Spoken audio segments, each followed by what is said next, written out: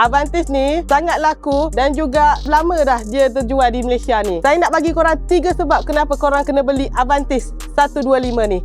Jom kita tengok. Yang pertama, korang nak tahu motor ni berat dia hanya 96 kg saja. So, untuk handling dia sangat sedap. Kalau korang nak main ciluk-ciluk ke apa ke, memang senang lah. Lepas tu pula tambah lagi, kalau korang baru nak belajar bawa motor ni ke ataupun warga emas ke, memang sesuai lah. Sebab motor ni tak adalah berat mana. Yang kedua, walaupun rekaan dia sangat menarik, korang tahu kan dia dah lama kat pasaran ni.